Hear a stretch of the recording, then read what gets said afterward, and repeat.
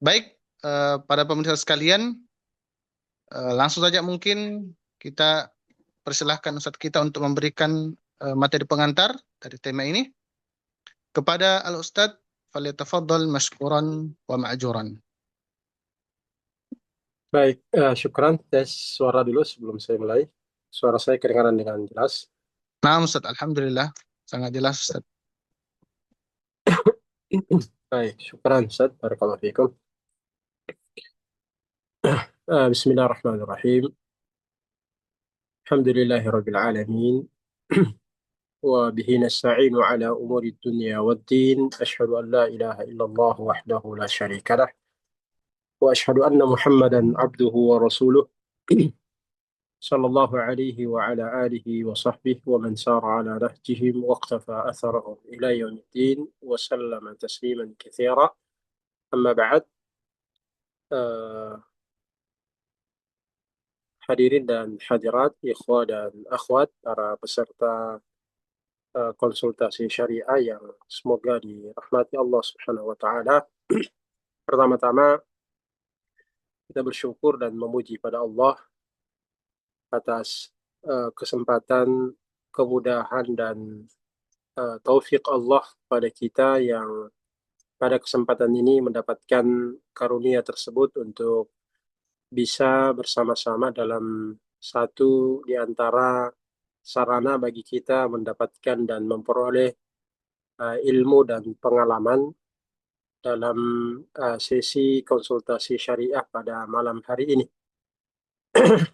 Ini satu di antara karunia yang Allah mudahkan berikan kepada kita, di mana kita berada di tempat kita masing-masing, namun terdapat kemudahan bagi kita untuk mendapatkan sharing ilmu dan pengetahuan, pengalaman biidznillah ta'ala.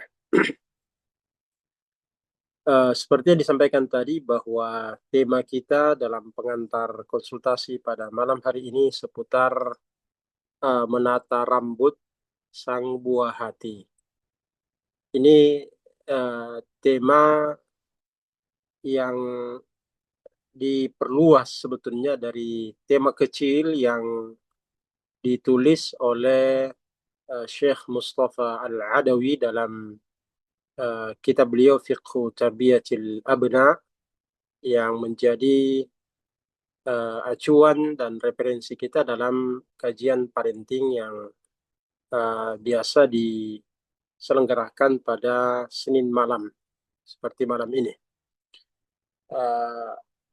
Tema diperluas maksudnya adalah karena tema yang beliau angkat sebetulnya satu tema kecil yang beliau ingatkan terkait larangan mencukur rambut dengan cara al-qaza.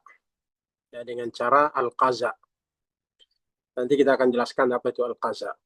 Nah, satu di antara hal yang istimewa dalam syariat agama kita bahwa hal-hal yang menjadi bahagian daripada kehidupan manusia itu ditata sedemikian rupa. Tidak diabaikan oleh syariat. Termasuk penataan rambut. Yang rambut ini bahagian daripada tubuh kita yang syariat memiliki kepedulian untuk menata. Bahkan di antara penataan rambut ini ada yang masuk dalam kategori ibadah. Mungkin masih kita ingat bahwa hal yang pertama-tama atau bahagian di antara hal yang awal-awal dilakukan oleh orang tua terhadap anaknya, terutama di saat mengakikah sang buah hati di hari ke-7 dari hari kelahiran, adalah mencukur rambutnya. Dalam prosesi akikah, salah satu hal yang dianjurkan, disunnatkan untuk dilakukan adalah mencukur rambut. Nah, ini bahagian daripada penataan syariat. Bahkan mencukur rambut ini menjadi satu ritual ibadah yang tidak lepas dari satu di antara syiar yang sangat besar, yaitu ibadah haji dan umrah, di mana seseorang yang melakukan ibadah haji, ibadah umrah, pertanda bahwa dia telah menyelesaikan prosesi ibadahnya adalah bertahallul, yaitu dengan cara mencukur rambut atau memotong rambut. Mencukur habis bagi laki-laki atau memendekkan rambut bagi laki-laki dan wanita sesuai dengan ketentuannya masing-masing. Nah, itu artinya bahwa persoalan rambut meskipun pada dasarnya dia adalah bahagian daripada sesuatu yang mutlak diperlakukan, seandainya syariat pun tidak datang menata hal itu, juga manusia pasti akan memperlakukannya. Namun kesempurnaan syariat ini memperlakukan rambut tersebut dengan cara menata yang sesuai dengan syariat ini. Jadi ini pengantar untuk kita sadari bahwa demikian lengkapnya dan demikian sempurnanya syariat ini dalam hal-hal yang berkenaan dengan fisik kita, itu tidak luput dari penataan agama ini, termasuk rambut. Belum lagi dengan hal lain-lain yang masuk dalam kategori al-fitrah. Nah, ini khusus untuk rambut saja. Bahwa rambut yang merupakan penampakan zahir dari seseorang ini ditata dan diberikan tuntunan berkenaan dengannya. Dan dalam diri Rasulullah SAW terdapat uswah yang sangat baik dalam hal ini.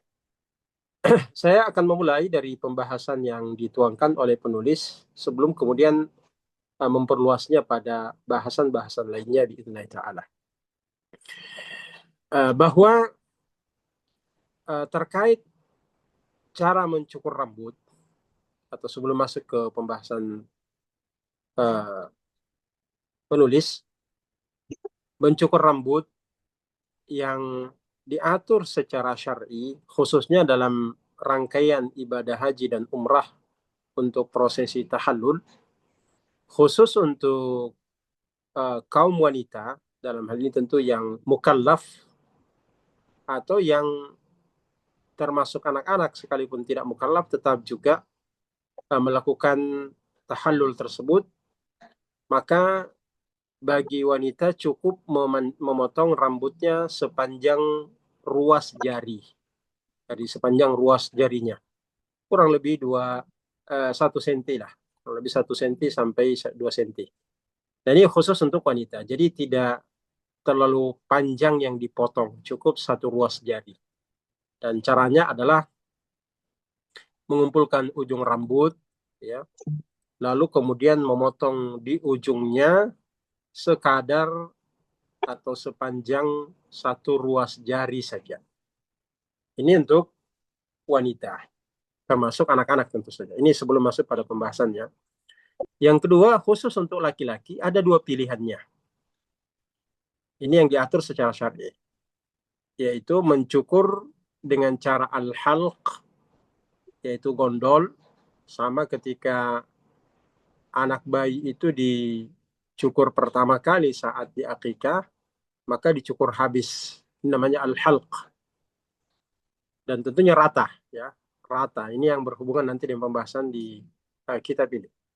Tidak tersisa, ya, jadi rata. Cara yang kedua adalah disebut dengan at-taksir atau al-qasar. Jadi sekedar memendekkan, mengambil ujung-ujung rambut tetapi rata pula, tidak hanya satu bagian tertentu atau sisi tertentu dari rambut kepala yang digunting, tapi merata di samping, kiri, kanan, belakang, tengah, dan depan, rata semuanya. Ini disebut dengan al-qasar. Nah, dalam hal ini nanti di kajian-kajian fikih berkenaan dengan fikih haji, fikih umrah, dibahas tentang mana lebih afdal antara al-qasr atau al-halq.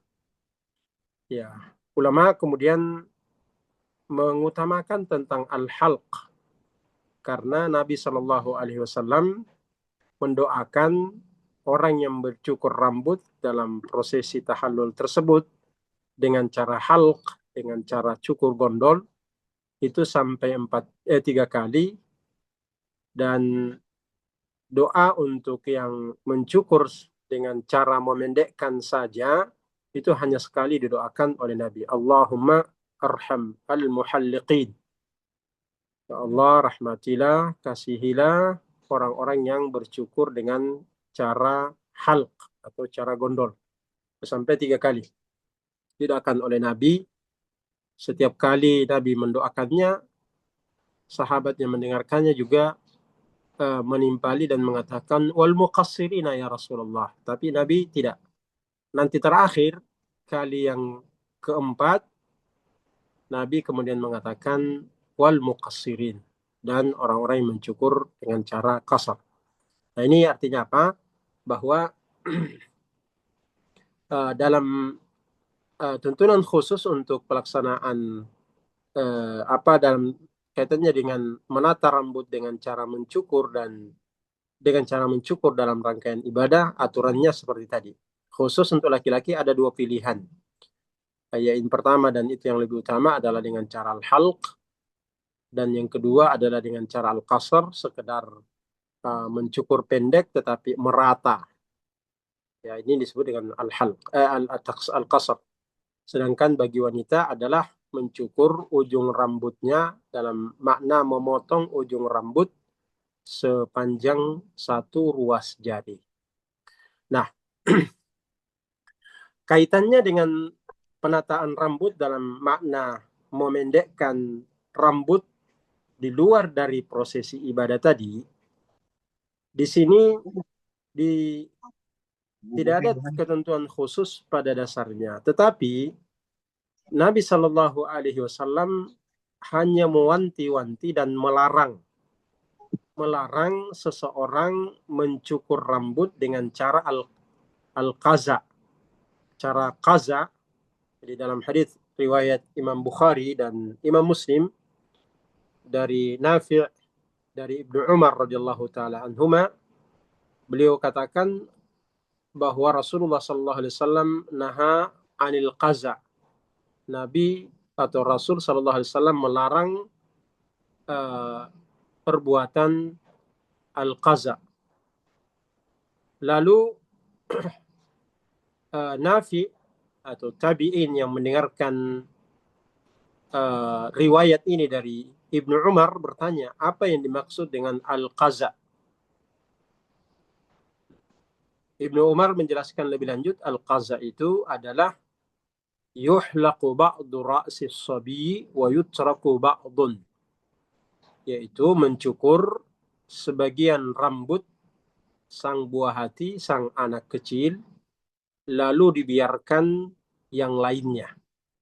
Jadi model cukurnya adalah model cukur rambut yang tidak merata. Tidak merata dalam arti bahwa sebagiannya dipotong habis, sebagiannya ditinggal sebagian. Ini namanya qaza. Atau sebagian potongnya sangat pendek, sedangkan selebihnya sangat sedikit yang dipotong dan lebih banyak yang tertinggal. Jadi tidak merata. Ini namanya al-qaza. Ini dilarang oleh Nabi Shallallahu Alaihi Wasallam. Nah, ini ketentuan yang berkenaan dengan cara menata rambut bagi anak kecil, termasuk tentu saja dalam hal ini lebih umumnya kita adalah anak laki-laki, anak pria. Di negeri kita sangat jarang anak wanita dicukur habis ya. Nampaknya ini menjadi kebiasaan di negeri kita, dan tidak persis sama dengan belahan dunia yang lain. Jadi misalkan benua India, ya, Pakistan dan sekitarnya seperti Nepal, ya, Bangladesh dan semacamnya, sepertinya, ya, saya tidak mampu mengeneralkan, tapi dari hasil interaksi dengan kawan-kawan yang sempat berinteraksi dengan mereka, anak-anak mereka di masa kecil itu termasuk anak wanita, biasanya mereka cukur habis, cukur gondol bahkan, yang mereka lakukan dengan maksud agar rambutnya nanti tumbuh dan menjadi tebal. Ini tujuannya mereka lakukan itu. Tapi bagi kita, umumnya anak wanita tidak diperlakukan seperti itu. Mungkin hanya sekali cukur saja dengan cukur gondol hanya di saat masih bayi saja. Selebihnya adalah sekedar pangkas saja. Nah, di sini ketentuan yang mengatur bahwa ketika mencukur rambut, baik anak-anak, dan ini pembahasan utama kita, ataupun orang dewasa dan bahkan orang tua, ketentuannya tidak boleh mencukur dengan cara qaza. Cara qaza tadi sudah dijelaskan oleh Ibnu Umar adalah memotong sebagian dan tidak memotong sebagian yang lain, atau memotong sangat pendek sebahagiannya, lalu sebagiannya yang lain memotongnya hanya sedikit sehingga yang tertinggal masih sangat panjang. Nah, ini kalau kita lihat dalam model-model cukur orang hari ini, saya tidak katakan hanya anak muda saja, tapi juga orang dewasa dan orang tua bahkan banyak yang seperti ini. Jadi yaitu al-qaza. Ini ketentuan hanya mengatur tentang cukur laki-laki, karena yang melakukan ini laki-laki. Sedangkan wanita sepanjang dan sependek pengetahuan saya umumnya tidak seperti itu. Mereka hanya memotong rambut secara merata. Walaupun tentu saja hal yang penting bagi wanita ketika memotong rambutnya tidak menyerupai model rambut umumnya laki-laki, termasuk memendekkan rambut sampai seperti model rambutnya laki-laki, karena ini masuk dalam tasyabbuh birrijal, masuk dalam tasyabbuh birrijal dalam hal model rambut. Jadi poin ini perlu benar-benar kemudian kita sadari bahwa kita diatur oleh ketentuan syariat, ini terutama kepada orang tua ketika membawa anaknya ke tukang cukur, harus jeli melihat, ya, di mana bagi kita tidak ada ketentuan khusus panjang berapa senti, kemudian alat cukur apa yang dipakai, apakah gunting atau mesin atau silet dan lain-lain. Tetapi yang dituntun adalah hasilnya. Jangan potongannya tidak merata, harus merata. Dalam makna bahwa tidak terjadi perbedaan yang mencolok antara bagian tertentu dari rambut dengan rambut di bagian yang lain. Misalnya di bagian belakang, samping, kiri, kanan sangat pendek, bahkan kelihatan kulit kepalanya, sementara di bagian atas, bagian depan seakan sama sekali tidak dipotong. Ini sudah pasti masuk dalam kategori al-qaza yang terlarang dalam hal ini. Ini yang pertama. Yang kedua, kata penulis, وكذلك فليمنع الطفل من أن يقص شعره بتلك القصات التي يتشبه فيها بالمشركين كالقصة الإنجليزية والفرنسية وغيرها من القصات التي يكون الطفل فيها مشابها لأهل الكفر والشر والفساد. Jadi ini paragraf di mana penulis menjelaskan pengembangan dari penjelasan awal bahwa kita dilarang qaza, juga kita dilarang atau hendaknya anak itu dilarang dari model cukur yang menyerupai model cukurnya orang-orang musyrik, orang-orang kafir. Ya, di sini beliau menjelaskan seperti cukurnya model cukur orang-orang Perancis, orang-orang Inggris, ya, dan lain-lain, di mana dalam hal ini model atau mode yang ditiru adalah mode rambut orang-orang musyrik dan orang-orang kafir, atau orang-orang jahat dan bukan orang-orang yang saleh, karena orang-orang saleh tidak seperti itu model rambutnya. Nah, ini poin yang masuk dalam kategori tasyabbuh. Jadi tasyabbuh tidak hanya pada model pakaian saja, termasuk model rambut. Ya, model rambut tidak dibenarkan kita tasyabbuh dengan model rambutnya orang-orang kafir, termasuk ya warna rambut yang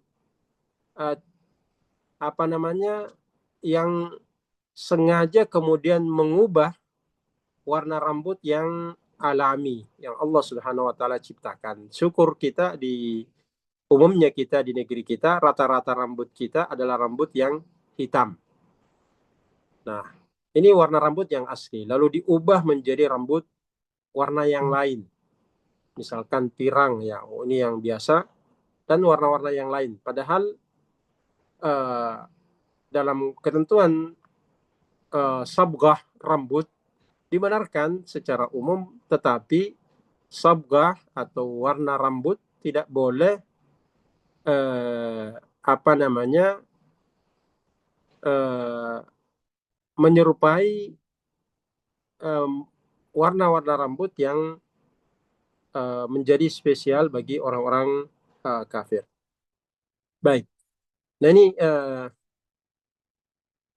penjelasan beliau. Kemudian kalau dikomparasi dan dibahas lebih lanjut, ulama kita sebenarnya memberikan penjelasan berkenaan dengan apa model rambut ini atau hukum-hukum yang berkenaan dengan cukur, ya. Kalau merujuk kepada pandangan Ibnul Qayyim rahimahullahu ta'ala dalam kitabnya Ahkam Ahli Zimmah, beliau membagi cukur itu menjadi 4. Ada cukur syar'i, ada cukur syirki, ada cukur bid'i, dan ada cukur rukhsah. Ini 4. Syar'i, syirki, bid'i, dan rukhsah. Syar'i adalah tuntunan syariat. Syirki, ya, ini model cukur rambut yang memang kental dengan nuansa kesyirikan. Lalu yang ketiga adalah bid'i, jadi dia terhitung sebagai cukur bid'ah, dan rukhsah, cukur yang dibolehkan. Apa yang dimaksudkan dengan cukur syar'i adalah cukur dalam rangka ibadah pada Allah Subhanahu wa taala, yaitu cukur untuk bertahallul bagi yang sedang yang menyelesaikan ibadah hajinya dan ibadah umrahnya, seperti di penjelasan tadi. Lalu di masa beliau terhitung sebagai model cukur yang syirki, yaitu orang-orang yang mencukur rambutnya sebagai bentuk ketundukan dan kepatuhan kepada gurunya, kepada syekh tarikatnya, di mana gurunya memerintahkan kepadanya untuk melakukan hal tersebut sebagai prasyarat untuk masuk ke dalam kelompoknya, kelompok tarikatnya. Dan dimaksudkan hal tersebut sebagai bentuk ketundukan dan kepasrahan total kepada sang guru. Ini dibahas oleh Ibnul Qayyim dalam kitab Ahkamu Ahli Dhimmah. Beliau mencontohkan fa'innahum yahliquna ru'usal muridina lisyaikhi. Karena mereka itu mencukur rambut murid namanya ya. Ini bahasa Arab ini sebetulnya. Murid itu bahasa Arab. Ini dalam tarekat-tarekat disebut dengan murid atau muridin kepada syekh-syekh mereka.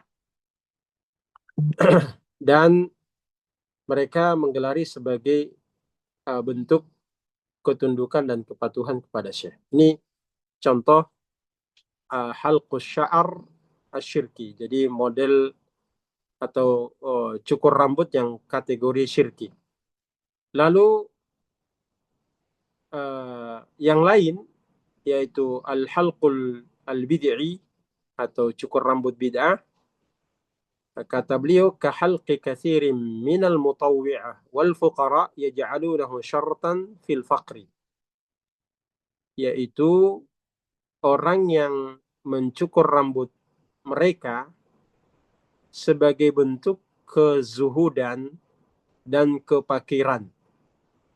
Nah, ini dipandang sebagai model bid'ah karena ini tidak ada tuntunannya untuk bisa menjadi orang yang zahid, zuhud dengan sengaja mencukur rambut untuk bisa masuk dalam kelompok az-zuhud.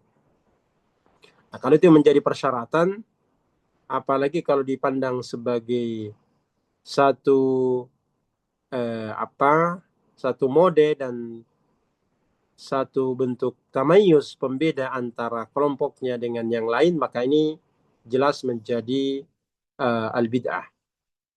Dan di masa Umar bin Khattab radhiyallahu ta'ala hal ini menjadi ciri orang-orang Khawarij. Ya, orang-orang Khawarij atau cikal bakal orang-orang Khawarij. Di saat beliau pernah menghukum seseorang yang dianggap nyeleneh menjadi cikal bakal Khawarij, namanya Sabir ibnu Asal. Setelah kemudian beliau pukul dan dera, beliau minta orang tersebut untuk membuka kepalanya. Lalu beliau katakan, "Lau ra'aituka mahluqan la akhadtu allati fihi ainak." Di ancaman lebih berat. Dia katakan, seandainya saya melihat rambutmu sudah digondol, ya, karena waktu itu menjadi satu tren dan menjadi moda atau mode bagi kelompok nyeleneh mencukur rambut. Jadi prasyarat. Maka ini dikategorikan sebagai bentuk al-bid'ah.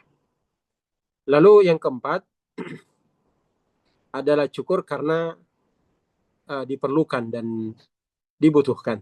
Ya, seperti umumnya kita rambut ini ditata, dicukur karena mengganggu. Apalagi kalau anak-anak kita, kalau panjang rambutnya menjadi sarang kutu atau katombe dan semacamnya. Maka ini dipandang sebagai bentuk rukhsah untuk memotong dan memangkas rambut tersebut. Dan ini yang terkait dengan rukhsah di dalam ibadah haji atau nusuk ya. Dalam Al-Quran dikatakan, "Faman kana minkum maridan aw bihi adam min ra'sihi Jadi siapapun di antara kamu sakit atau di kepalanya, di rambutnya ada gangguan, lalu dia bercukur, maka dia berkewajiban memberikan fidyah berupa berkewajiban berfidyah berupa berpuasa atau memberi sedekah atau memotong sembelihan. Syahidnya dikatakan bahwa ini masuk dalam kategori bercukur karena ada gangguan di kepalanya. Ini kalau terpaksa mencukur karena gangguan tersebut, maka ketentuannya ini ketentuan namanya fidyatul adha. Fidyatul adha dalam hal haji. Nah, ini pembagian-pembagian yang kita bisa melihat bahwa syariat ini kalau merujuk kepada pandangan Ibnu Qayyim tadi dan penjelasan beliau terbagi tadi.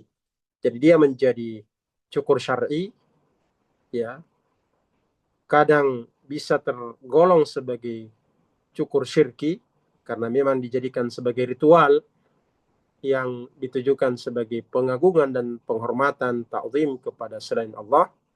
Dalam hal ini adalah syekh atau guru, dan yang ketiga adalah bid'ah, dan yang keempat adalah rukhsah. Nah, secara fikih ulama kita sebetulnya berbeda tentang hukumnya di luar daripada haji dan umrah. Apakah dia menjadi sunnah atau dia pada asalnya mubah saja.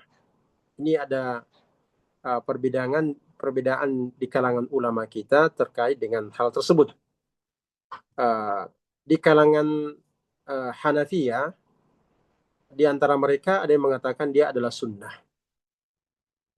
Sedangkan di kalangan Syafi'iyah dipandang sebagai sesuatu yang mubah saja, ya, mubah dan tidak sampai pada tingkat dikatakan sunnah apalagi wajib. Nah, ini hukum asalnya. Mereka tentu mendasarkan bahwa dalam prakteknya kenyataannya Nabi Shallallahu Alaihi Wasallam tidak ditemukan riwayat yang memperkuat bahwa beliau rutin mencukur rambut selain daripada ketika beliau haji dan umrah. Ya, tentu saja hajinya terbatas.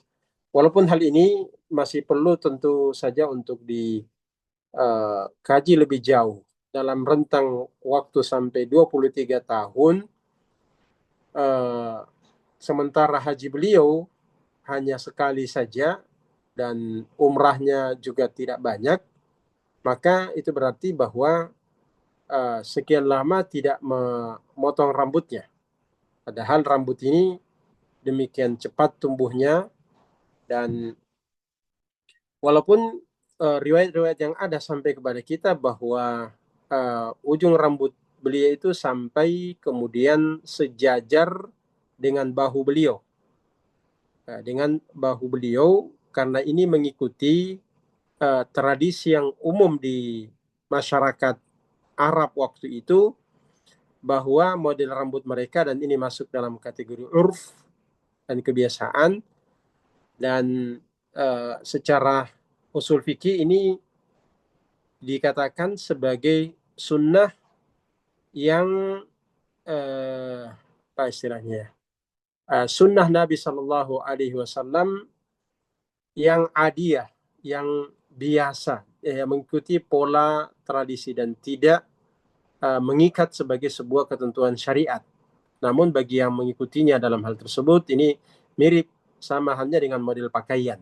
Jadi dia bukan tasyri yang mengharuskan kita mengikuti pola dan model itu, karena dia masuk dalam kategori al-adiyah atau sunnah al-adiyah atau sunnah yang murni menjadi kebiasaan belaka. Nah, ini hal-hal yang berkenaan dengan penataan rambut, dan secara fikih tadi sebagian ulama mengatakan hukumnya adalah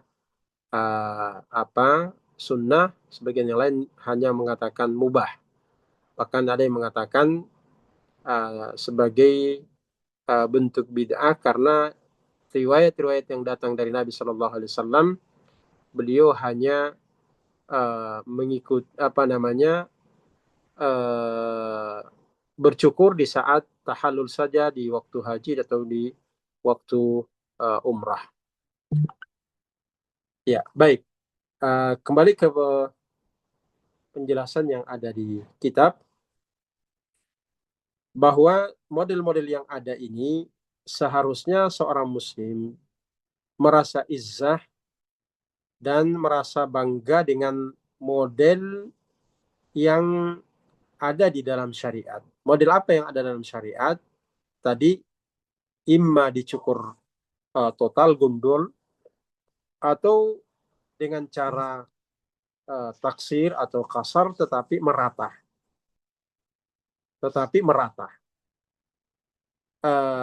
Tentu meratanya di sini bisa bersifat relatif, karena kita mungkin sulit untuk benar-benar mengukur secara lebih detail tentang panjangnya. Dalam arti kata, kalau 1 senti, semua 1 senti tanpa terkecuali.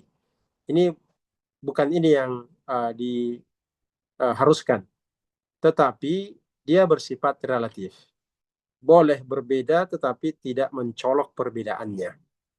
Nah, secara illat, ulama atau sebagian ulama berusaha untuk menganalisa mengapa hal ini dilarang oleh Nabi Shallallahu Alaihi Wasallam, model cukur qaza tadi. Ulama ada yang menyebutkan bahwa ini sebagai bentuk memperlakukan bagian daripada kepala ini secara merata, tanpa pilih kasih. Ya, sama halnya kurang lebih dengan bagaimana Nabi Shallallahu Alaihi Wasallam menata penggunaan alas kaki, di mana kita tidak dibenarkan menggunakan alas kaki sebelah, pakai sepatu kanannya saja tanpa menggunakan sepatu kaki kirinya, atau sebaliknya, pakai sandal kaki kanan saja sedangkan kaki kirinya tidak pakai sandal. Ini dilarang dalam syariat. Nabi melarang hal tersebut karena hal tersebut berbeda atau bertentangan dengan prinsip keadilan. Maka Nabi mengatakan imma dipakai dua-duanya atau tidak dipakai dua-duanya. Di mana prinsip ini adalah prinsip yang ditanamkan untuk berlaku adil, termasuk kepada diri sendiri dalam hal ini. Nah, demikian halnya berkaitan dengan penataan rambut. Mengapa dilarang al-qaza? Ini menurut analisa sebagian ulama, karena hal itu merupakan sikap ketidakadilan dalam memperlakukan rambut. Ada yang dipotong, ada yang tidak. Ada semacam sikap pilih kasih. Ada yang dibiarkan, ada yang dipotong. Nah, ini kalau menganalogikan kepada larangan menggunakan sandal sebelah, sepatu sebelah, begitu juga halnya dengan larangan qaza di dalam hal ini. Lalu poin yang terakhir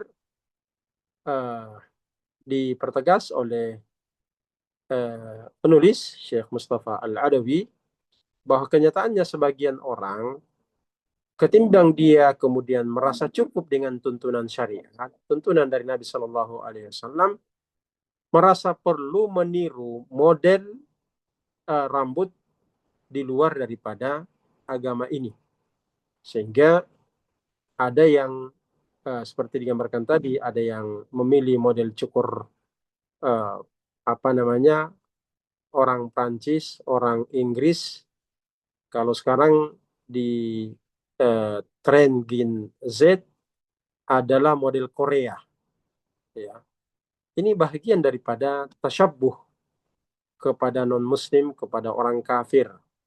Padahal seperti penekanan beliau, bahwa hendaknya seseorang merasa izzah dengan tuntunan agamanya, sehingga tidak perlu kemudian meniru model-model lain.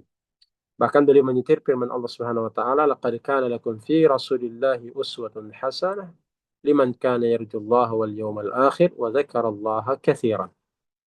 Ya, jadi kita perlu benar-benar menata sesuai dengan ketentuan syariat. Dan beliau juga menukil firman Allah, wa in tuti'uhu tahtadu. Jadi ini semua untuk kita tampil secara izzah dengan model kita, dengan apa yang kita miliki, tanpa perlu kemudian meniru dari non muslim. Ini pembahasan seputar menata rambut yang dibahas oleh penulis Syekh Mustafa Al-Alawi. Penekanannya tadi adalah larangan al-qaza, yaitu model rambut, cukur sebagian dan membiarkan sebagian yang lain. Dan tuntunan syariat kita adalah hendaknya rata. Kalau gondol ya gondol semua. Jangan sebagiannya digondol, sebagian yang lain tidak. Atau kalau sebagiannya hanya dipotong sedikit, maka juga yang lainnya seperti itu. Jadi intinya adalah modelnya rata. Wallahu ta'ala a'la wa alam. Kita cukupkan sampai sini untuk pembahasan. Dan silahkan Ustadz kalau ada hal-hal yang ingin dikonsultasikan. Fadhol. Baik. Masya Allah, jazakallah khairan Ustadz atas pemaparan yang mencerahkan dan membuka wawasan kita. Dari penjelasan Ustadz tadi memberikan kita wawasan bahwasanya ini bukan mungkin hanya sekedar syukur, akan tetapi ini berkaitan dengan siapa yang kita ikuti. Ya, seperti yang Ustadz contohkan bahwasanya tren anak muda sekarang itu model-model Korea. Jadi bukan hanya sekedar syukur, tapi mereka mencontoh, ya, seperti itu. Mereka mengikuti tradisi-tradisi di luar daripada Islam, dan ini mungkin jauh lebih berbahaya ketimbang hanya sekedar syukur. Ya, Masya Allah, syariat kita ini luar biasa sekali, telah memaparkan kita hal-hal yang mungkin dipandang sepele, tetapi ini bisa menjadikan anak kita itu jauh lebih tidak mengenal Islam. Baik, alhamdulillah, para pemirsa yang dirahmati oleh Allah Subhanahu wa taala, kita masuk ke sesi tanya jawab. Silahkan pertanyaannya melalui kolom komentar Zoom, atau bisa juga dengan mengirim nomor WhatsApp 081354440897, atau juga bisa menekan tombol raise hand. Baik Ustadz, ini sudah ada masuk satu pertanyaan dari HP Ustadz. Ini berkenaan tentang hukum qaza ini Ustadz. Karena ada sebagian syubhat dari beberapa, tentunya para dai-dai muda Ustadz, yang mengatakan bahwasanya ini kan cuma makruh, ini kan cuma begini, ini hukumnya cuma makruh, sehingga jangan dilebih-lebihkan ini masalah qaza. Bagaimana pandangan syariat kita Ustadz dengan adanya statement seperti ini? Baik, barakallahu fikum Ustadz. Baik. Ya, tentu sebelum kemudian hukum-hukum fikih itu menjadi sebuah istilah yang baku, wajib, sunnat, mubah, makruh, dan haram, tentu semua itu berguna dan bermanfaat. Tetapi sebelum itu semua menjadi satu istilah yang baku dan menjadi umum dipakai untuk menghukumi satu sesuatu, kita lebih pada ta'zim sya'air yang digariskan oleh syariat ini, terutama apa yang dituntunkan oleh Nabi Shallallahu Alaihi Wasallam. Persoalan yang kedua, bahwa tidak berarti bahwa derajatnya hanya makruh saja, lalu pada akhirnya kita merasa enteng saja. Sebab istilah makruh sendiri, kalau merujuk kepada penggunaan para salaf, makruh itu bisa bermakna haram, ya. Walaupun dalam usul fikih biasanya dikatakan makruh itu adalah seseorang yang ketika ini lawan daripada sunnah ya. Kalau sunnah itu kan ma yuthabu fa'iluhu wa la yu'aqabu tarikuhu. Kebalikannya adalah makruh tadi. Nah, ini tidak berarti bahwa kita dengan enteng mengatakan ini makruh, karena makruh itu tentu membawa dosa, walaupun tidak sebesar daripada yang haram. Namun bagi seseorang yang berpikir ideal, ini dijauhkan yang makruh. Kalau orang-orang yang sampai pada tingkat keimanan sabiqun bil khairat, itu tidak hanya yang makruh-makruh saja, apalagi yang haram yang ditinggalkan. Hal-hal yang mubah pun kalau dipandang tidak membawa kemanfaatan untuk dunianya dan akhiratnya, mereka tinggalkan. Apalagi yang makruh, terlebih lagi kalau dia bersifat haram. Nah, karena itu tidak kita dibenarkan menganggap enteng dan menyepelekan bahwa ini kan hanya makruh saja, bukan haram. Nah, tidak seperti itu.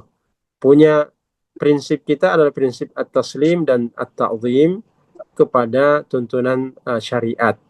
Jadi ini penting untuk kita pertegas. Bab larangan tadi seperti penuturan daripada Ibnu Umar radhiyallahu taala, naha Rasulullah sallallahu alaihi wasallam anil qaza. Itu jelas bahwa Nabi melarang, atau Rasulullah sallallahu alaihi wasallam melarang dari al-qaza. Nah, walaupun pada dasarnya larangan itu sebagian ada yang berubah dari yang haram menjadi makruh. Tapi hukum asal daripada larangan adalah at-tahrim. Nah, ini tentu dalam kajian usul fikih adalah al-aslu fi an-nahi adalah lit-tahrim, atau hukum asal daripada larangan itu adalah at-tahrim, sebagaimana kebalikannya adalah hukum asal daripada al-amr adalah lil-wujub. Nanti bisa perkembangannya, boleh jadi dia berubah status dari haram menjadi makruh kalau ada ilat yang lain yang menjadi yang memalingkannya dari status hukum haram menjadi makruh. Nah, dari mana seseorang kemudian memastikan bahwa ini kan hukumnya hanya makruh, padahal al-asal adalah muharram? Nah, karena itu pertanyaan selanjutnya, dari mana Anda mendapatkan legitimasi dan sampai mengatakan ini hukumnya hanyalah makruh, sedangkan al-aslu fi an-nahi adalah lit-tahrim? Karena itu sebagai bentuk daripada ta'zim kita terhadap sya'airullah, apalagi berupa sikap terhadap pelarangan, kita tidak pantas kemudian masih berdebat dan berdiskusi, karena pada dasarnya sikap seorang muslim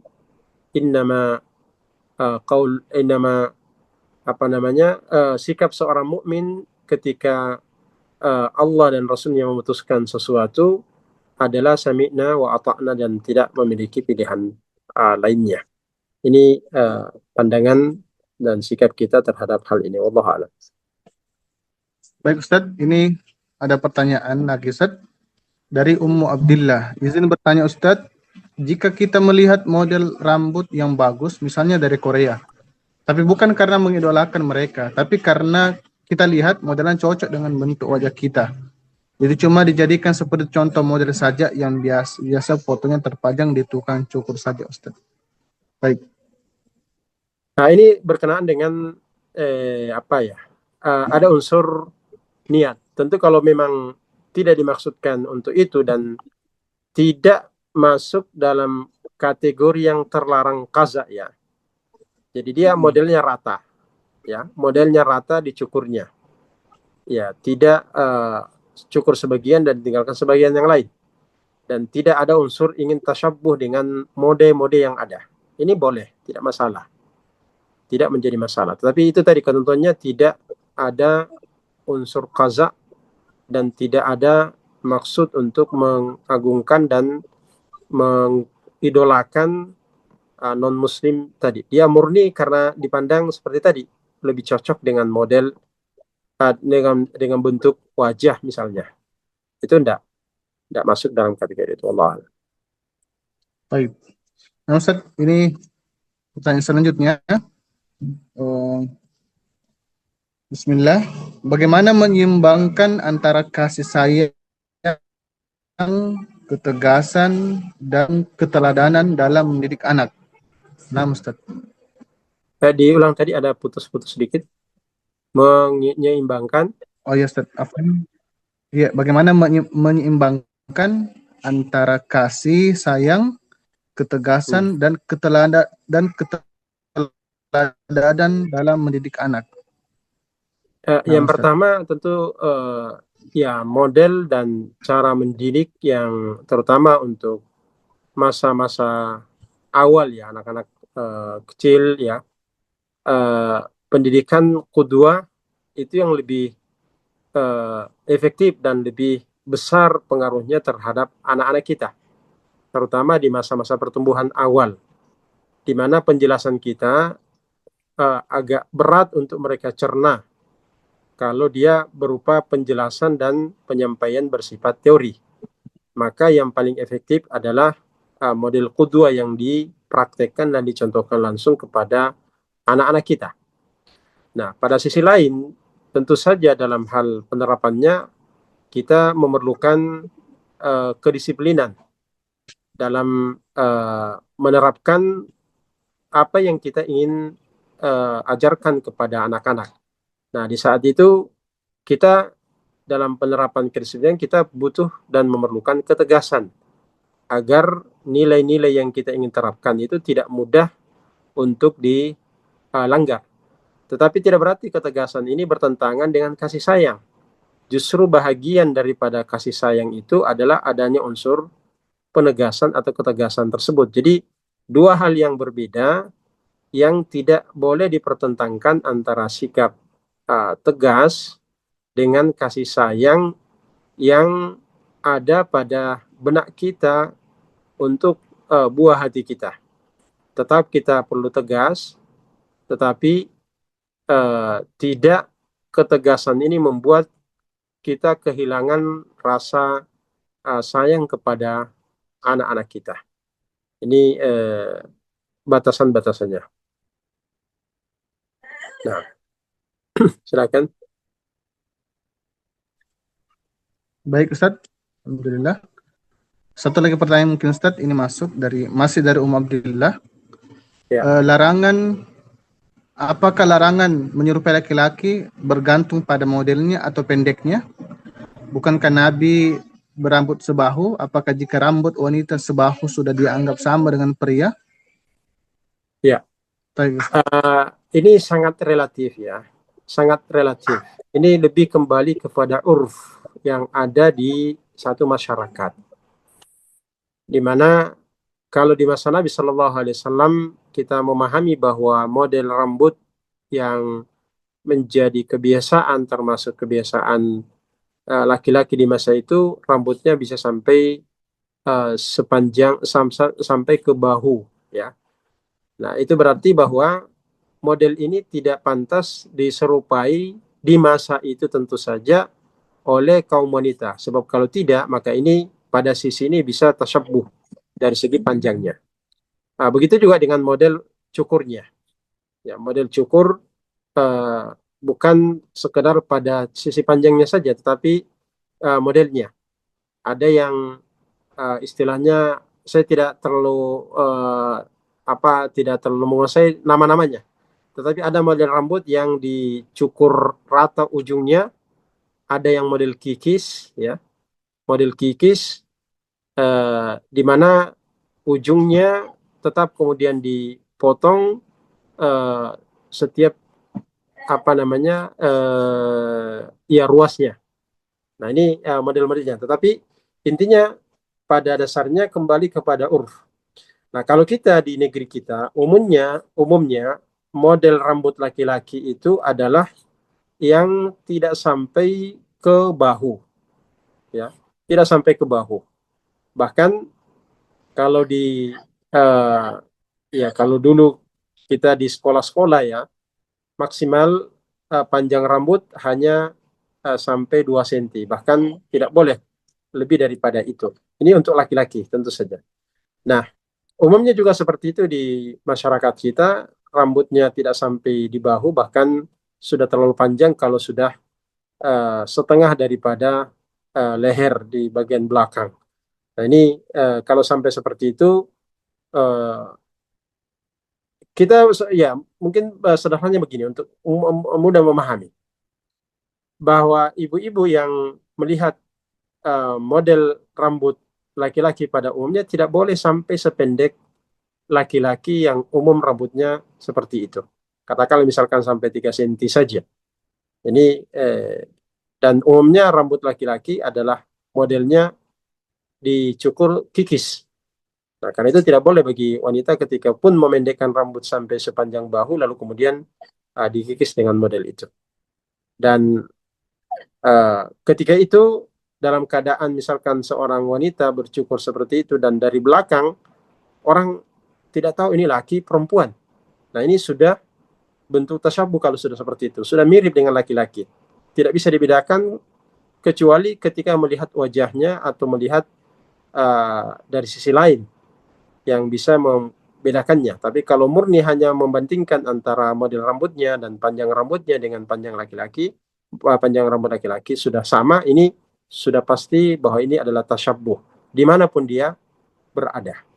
Ya, baik di masa sekarang atau seandainya di masa Nabi, seandainya model rambut laki-laki di masa itu juga sama itu, karena ilatnya adalah tasyabuhnya, bukan pada ukuran rambutnya. Demikian. Allah alam. Alhamdulillah, para pemirsa yang dirahmati oleh Allah Subhanahu wa taala. Mungkin dengan berakhirnya pertanyaan terakhir tadi, itu kita telah sampai pada penghujung majelis parenting pada malam hari ini. Semoga ilmu yang kita dapatkan, yang kita peroleh tidak berhenti sampai sini, dan insya Allah apa yang kita dengarkan tadi itu bisa kita amalkan dan kita bisa didik anak-anak kita menjadi anak-anak yang insya Allah saleh dan salehah, tentunya dengan tuntunan syariat. Bahkan dari perkara-perkara kecil yang mungkin kadang kita remehkan ini, ya itu bisa kita tetap ajarkan kepada anak kita. Dan kita tentunya berterima kasih kepada Ustadz kita, Ustadz Dr. Salahuddin Guntung LC MA Hafizullah Ta'ala, atas ilmu dan nasihatnya pada malam hari ini. Kami ucapkan terima kasih sebesar-besarnya atas ilmunya Ustadz. Dan kami juga ucapkan terima kasih kepada seluruh pemirsa, ayah bunda yang telah setia mengikuti majelis kita sampai akhir ini. Dan akhir kata, mari kita tutup majelis ini dengan doa kafaratul majelis. Subhanakallahumma wabihamdika asyhadu an la ilaha illa anta astaghfiruka wa atubu ilaik. Assalamualaikum warahmatullahi wabarakatuh.